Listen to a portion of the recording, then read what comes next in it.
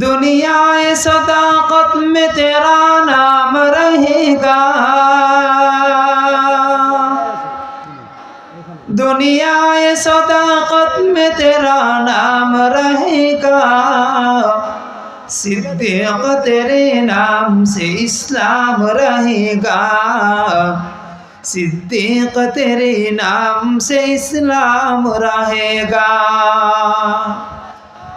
दुनिया अदालत में तेरा नाम रहेगा,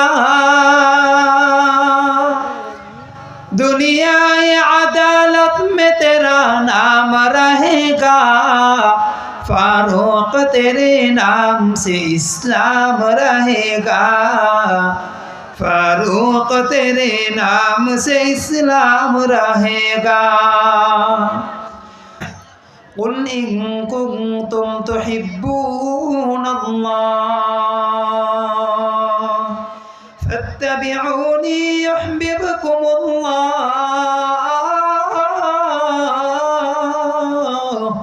व यग़फिर लकुम ज़ुनूबकुम वल्लाहु गफूरुर रहीम।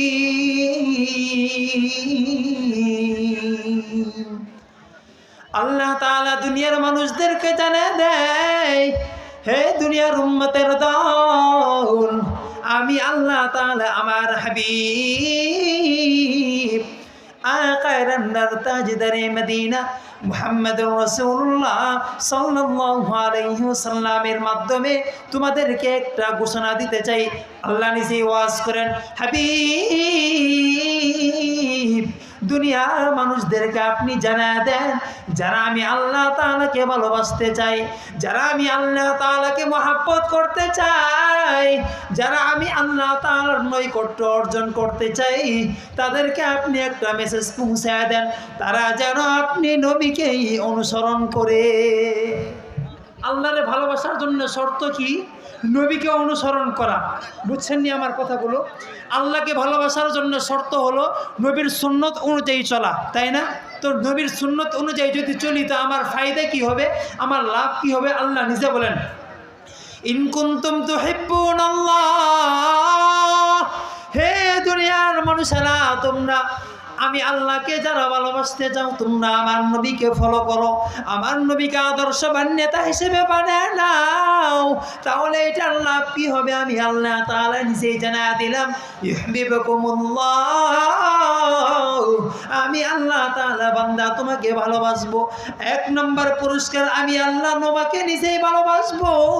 দুই নম্বর পুরস্কার আল্লাহ বলেন নবীকে সুন্নত অনুযায়ী মানার কারণে, আমার নবীকে ফলো করার মাধ্যমে, আমার নবীর সুন্নত অনুযায়ী চলার মাধ্যমে আমি আল্লাহ তাআলা তোমাকে দুই নম্বর পুরস্কার দান করব। ওয়া ইয়াগফির লাকুম যুনুবাকুম, আমি আল্লাহ তাআলা তোমার জিন্দেগীর তামাম গুনাহগুলো মাফ করে দিব। পুরস্কার কয়টা? একটু মনোযোগ দেন আমার দিকে, বক্তা আসলে এখানে বসলে দেখবেন। এক নম্বর পুরস্কার কি? আল্লাহ নিজেই আমাকে মহব্বত করবেন। দুই নম্বর পুরস্কার আল্লাহ বলেন তোমার জিন্দেগীর সব গুনাহগুলো মাফ করে দিব। বলেন সুবহানাল্লাহ। দুইটা পুরস্কার। নবী বলেন দুনিয়ার উম্মত আমার সুন্নতকে ফলো করবা, আমার সুন্নতকে মানবা, আমার নবীর, আমি নবীর আদর্শ অনুযায়ী তুমি চলবা, তো আমার পক্ষ থেকে কি তোমার জন্য কোনো পুরস্কার থাকবে না? এটা তো হতেই পারে না, অবশ্যই পুরস্কার থাকবে। কি পুরস্কার? আমার নবী নিজে হাদিসের মধ্যে বলেন, আন আনাস ইবনে মালিক রাদিয়াল্লাহু তাআলা আনহু আন্নাহু ক্বাল ক্বালা an-nabiy sallallahu alayhi wa sallam মান নাহিয়া সুন্নতি ফাকাদ আহাব্বানি ওয়া মান আহাব্বানি কানা মাই ফিল জান্নাহ।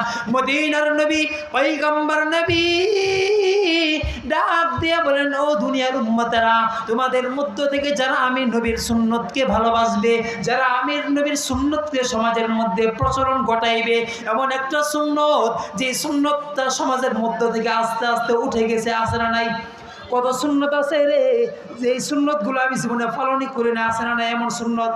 আমার নবী বলেন মান আহইয়া সুন্নতি, যে ব্যক্তি আমি নবীর একটা সুন্নতকে সমাজের মধ্যে প্রচলন ঘটায়, আমি নবীর একটা সুন্নতকে যে ব্যক্তি দুনিয়াতে জিন্দা করে, ওই ব্যক্তির হাসর, ওই ব্যক্তির জান্নাত হবে। আমি নবীর সাথে কিয়ামতের ময়দানে সরাসরি আমার সাথে জান্নাত হবে। তো সুন্নত মানছি একটা পুরস্কার কয়টা? তিনটা। দুইটা পুরস্কার আল্লাহর পক্ষ থেকে, একটা পুরস্কার নবীর পক্ষ থেকে। বুঝছেন তো আমার কথা? এবার আসেন তো সুন্নতগুলো কিভাবে মানবো, একটা উদাহরণ দিই আমি আপনাদের সামনে। যেমন সমাজের মধ্যে আমরা বসবাস করি, আছে না নাই? সমাজের মধ্যে চলতে ফিরতে দেখবেন একজন আরেকজনকে সালাম দিয়ে, আছে না নাই? ও মুরব্বী বাবারা, আজকে সমাজের মধ্যে আমি যেমন আপনাকে সালাম দিই আসসালামু আলাইকুম, একদিন আপনিও তো আমাকে সালাম দেন আসসালামু আলাইকুম, আছে না নাই? সমাজের মধ্যে একজন আরেকজনকে দেখবেন দেখা হইলেই সালাম দেয়া, আছে না নাই? আল্লাহর নবী ডাক দিয়ে বলেন মান নাহিয়া সুন্নতি, আমার একটা সুন্নতের প্রচলন তুমি সমাজের মধ্যে ঘটাও, আমি নবীর সাথে তোমার জান্নাত হইবে। এমন একটা সুন্নত, যে সুন্নত যেমন উদাহরণস্বরূপ বলছি সালামের সুন্নত। সমাজের মধ্যে এমনও মানুষ আছে দেখবেন দেখাও নেই, সালাম দেয় আসসালামু আলাইকুম, আছে না নাই? কি সালাম দেয়? আসসালামু আলাইকুম, আসসালামু আলাইকুম, আছে না এমন সালাম? অথচ অর্থ কি জানেননি? আসসালামু আলাইকুম অর্থ হইল আল্লাহর পক্ষ থেকে তোমার উপরে গজব আসুক, গজব, নাউজুবিল্লাহ। হাই হাই, আমি তো তার জন্য ভালো দোয়া করছিলাম, এখন থেকে হিতে বিপরীত হয়ে গেছে। তার জন্য তো এখন থেকে বদদোয়া করলাম নিজে। কি সালাম দিলাম আসসালামু আলাইকুম, আর সে তো মনে করতেছে মাশাআল্লাহ আমার মনে হয় সে সালাম দিছে, খুব সম্মান দেখাইলো। না না, তোমার সম্মান দেখাইলো না, বরং তোমাকে জাহান্নামে যাওয়ার জন্য সে দোয়া করলো। দেখছেন নি কি সালাম দি আসসালামু আলাইকুম? না না, ও মুসলমান, আজকে সমাজের মধ্যে একটা ফ্যাশন হয়ে গেছে আসসালামু আলাইকুম। দেখা হয়নি দেখবেন মানুষ একজন আরেকজনকে সালাম দিয়ে আসসালামু আলাইকুম। আমার নবী ডাক দিয়ে বলেন উম্মতেরা রে, দেখা হয়নি কখন আসসালামু আলাইকুম দেওয়া যাবে না। একজন আরেকজনের সাথে কথা বললে আসসালামু আলাইকুম দেওয়া যাবে না, বরং তোমার দিতে হবে আসসালামু আলাইকুম ওয়া রাহমাতুল্লাহ। শুরুতে আলিফটাকে উচ্চারণ করে দিতে হবে আসসালামু আলাইকুম। এই যে একটা সুন্নত, আগে দিতাম ভুল সালাম, এখন দিব শুদ্ধ সালাম। সমাজের মধ্যে প্রচলন হয়ে গেছে আসসালামু আলাইকুম। এখন এটাকে বন্ধ করে আমি সুন্নতটাকে প্রচলন করব, আমি সুন্নতটাকে আস্তে আস্তে প্রচার প্রসার ঘটাবো। কি আসসালামু আলাইকুম। ও দুনিয়ার উম্মতের দল, আমার নবী এক হাদিসের মধ্যে বলেন হে উম্মত, দুনিয়ার কোনো বান্দা যদি, দুনিয়ার কোনো উম্মত যদি আমার দুনিয়াতে আসার পরে দৈনিক 20 বার মানুষকে দেখা হইলে সালাম দেয়, কয়টা সালাম? কয়টা সালাম? 20টা সালাম। একজন আরেকজনের সাথে দেখা হইছে, 20টা সালাম দিছে। একজন আরেকজনের সাথে দেখা হয়েছে দেখবেন 20টা সালাম দিছে। আমার নবী হাদিসের মধ্যে বলেন কিয়ামতের ময়দানে ওই ব্যক্তির জন্য আমি নবী জান্নাতের ঘোষণা দিয়ে দিলাম। বলেন সুবহানাল্লাহ। ও মুসলমান ইমানদার আল্লাহর গোলাম, এই তো বলছিলাম একটা সুন্নতের কথা, সালামের সুন্নত। না না, এই একটা সুন্নতের মধ্যে শুধুমাত্র ক্ষান্ত থাকলে চলবে না। আজকে সমাজের মধ্যে এমনও সুন্নত আছে, আজকে সমাজের মধ্যে আজকে আমার মা বাবা মারা গেলে, আমার আত্মীয় স্বজন মারা গেলে 40 করে, আছে না নাই? 2 মিনিট সময় আমি আপনাদের থেকে চায় নিচ্ছি, 2 মিনিট সময় কথার একটা শেষ করে দিই। সমাজের মধ্যে দেখবেন মানুষ আজকে একজন মারা গেলে দেখবেন 40 করে, আছে না নাই? আপনাদের সমাজে মনে হয় করে না 40? হ্যাঁ মাশাআল্লাহ। এই 40 করে না না, এই 40 কোনো হাদিসের মধ্যেও নাই, এই 40 কোনো নবীর থেকেও নাই। আজকে আমি আপনি সমাজের মধ্যে 40 করছি, মনে করি মাশাআল্লাহ আমার বাবারে মনে হয় যে ডাইরেক্ট জান্নাতের মধ্যে ঢুকায় দিলাম। হাবিব বলেন না না, এই 40 কোনো প্রচলন তো সমাজের মধ্যে ছিল না। ও বান্দা, তুমি এটা কোত্থেকে তুমি চালু করলা?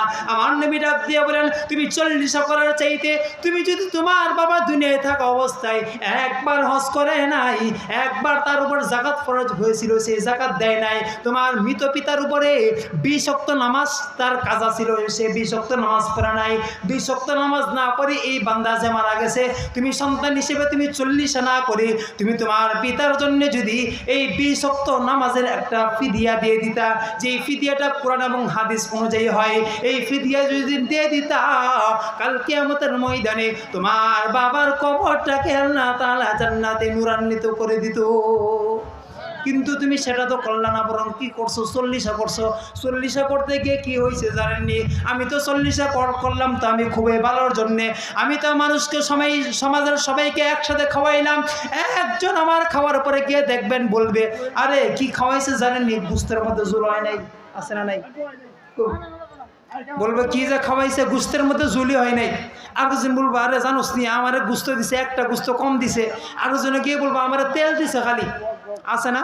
তো খাওয়াইলাম, কিন্তু আমি তারা কিসের জন্য? ভালোর জন্য। সে আমারে করছিল কি দেখছেন নি?